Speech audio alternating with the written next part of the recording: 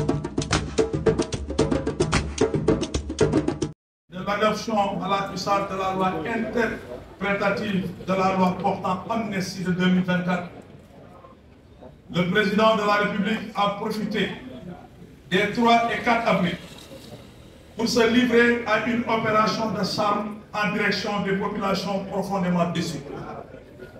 Une tentative qui n'aura été en définitive qu'un coup d'épée dans l'eau face à des citoyens désabusés devant tant d'incompétences et d'irresponsabilités érigées en méthode de gouvernance. En effet, les Sénégalais qui subissent de plein fouet la politique antinationale et antisociale du pouvoir passé sont de plus en plus nombreux à ne nourrir aucune illusion concernant ces promesses creuses suivies de reniement et ces manipulations grossières. Leur circonspection devant le fameux rapport sur les finances publiques que l'on cherche à enterrer désormais tant son effet est ravageur pour le pays en atteste avec éloquence. En mots, à peine couvert, le président de la République a annoncé un projet de révision constitutionnelle tendant à instituer un premier ministre super fort. Derrière cette formule se cache une manœuvre claire, instaurer un système où le pouvoir exécutif serait capté par une figure non élue aux grandes dames de la démocratie.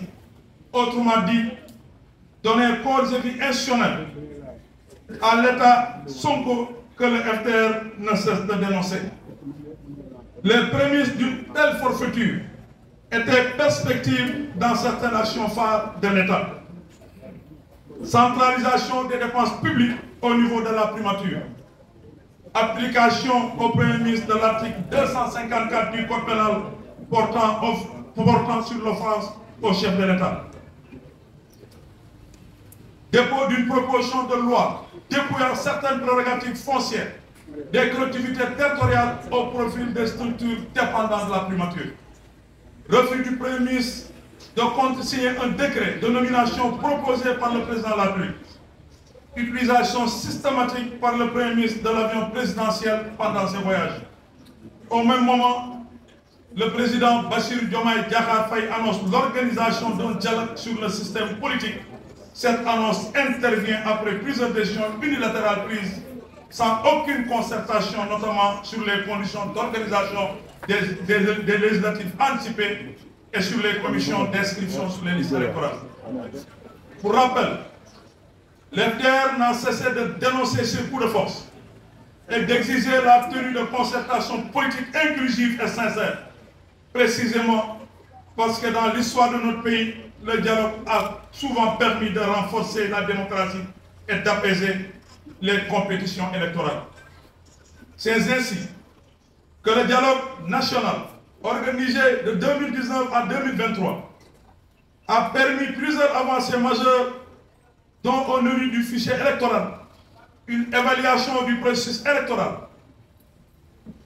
l'élection des maires et des présidents de conseil départemental au suffrage universel direct, l'harmonisation du pourcentage de la répartition des sièges des élections départementales avec les élections municipales, 45% au scrutin de la liste majoritaire et 55% au scrutin de liste proportionnelle. La candidature des responsables politiques dont la condamnation a été contestée et a bénéficié de la grâce présidentielle. L'accord sur la modification de l'article L29 du Code électoral par l'intégration de la limitation dans le temps de l'inéligibilité. L'harmonisation du système de parrainage à l'élection présidentielle, notamment celui du parrainage citoyen et l'accord sur le parrainage des élus. L'accord sur le montant de la caution qui peut excéder la somme de 30 millions de francs CFA pour l'élection présidentielle. La mise en place du pôle judiciaire financier et le renforcement des pouvoirs de l'OFNAC. Des accords de principe sur la modification de la loi 81-17 du 6 mai 1981 relative au profil politique dans le sens de son renforcement, le financement des partis, les statuts du chef de l'opposition, et la mise en place d'une commission d'évaluation de la Sénat et du CNRA.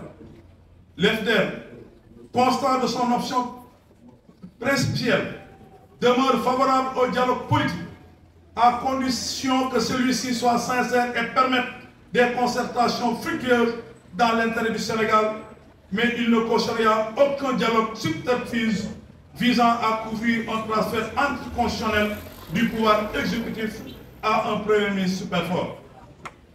En tout état de cause, et comme pour tous les dialogues précédents, il revient au président de la République de prouver sa sincérité, en s'engageant solennellement à faire respecter les libertés s'inscrites dans notre Constitution et à appliquer l'ensemble des recommandations consensuelles issues des discussions, le cas échéant. Un tel engagement s'impose, d'autant plus que le consensus obtenu à l'occasion de la seule rencontre à laquelle l'opposition a participé avec le ministre de l'Intérieur à la veille des législatives de 2024 avait été cavalièrement invalidé par l'exécutif. Une nation soudée, se battue sur le sacre de la vérité et de l'éthique et non sur la culture du reniement et de la duplicité. Je vous remercie.